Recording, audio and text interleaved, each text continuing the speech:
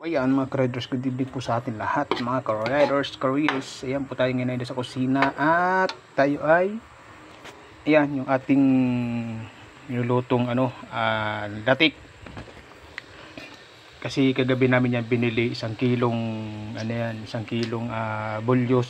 Bali yung inulam lang namin kagabi ay yung buntot, pero hindi naman siya naubos kasi nga sobrang dami, 1 kilo. So bali ngayon yung plano talaga namin na magluto nitong nilatik na to. At yun nga, yung asawa ko ay napapaguran daw siya, kaya pagdating niya galing sa trabaho ayong tulog hanggang sa nakatapos na ako magluto. At yan nga, naluto na yung ating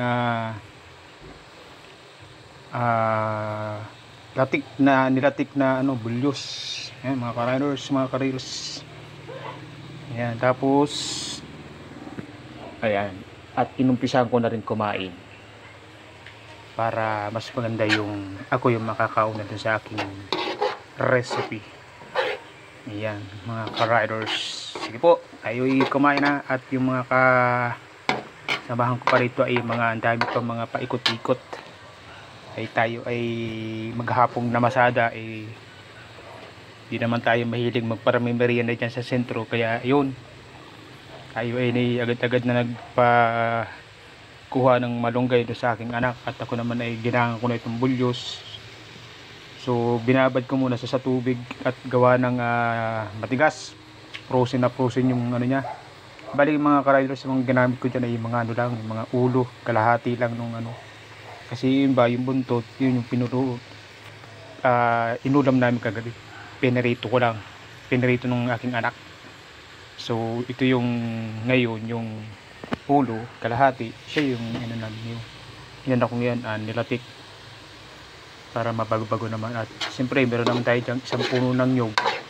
So bali nagsungkit lang tayo ng isang peraso. Ayan, tayo na rin ang nagbalat, tayo na rin ang nagkayod, tayo na rin ang nagkata, tayo na rin nagluto. Ayun tayo So ayan, okay na mga ka-riders, nakikita nyo naman naglalangis-langis na yan. Yan, patay taning apoy at let's get it on na. Tayo mga ka-riders.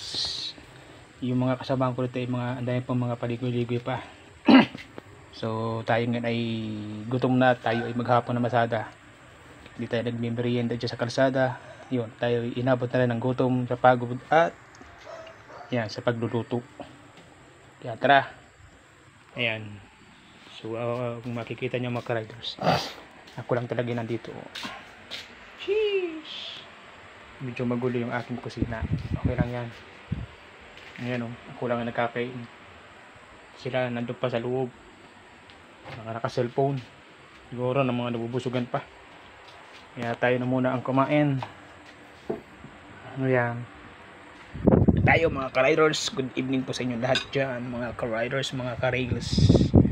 See you next vlog. Bye bye muna. Bye bye.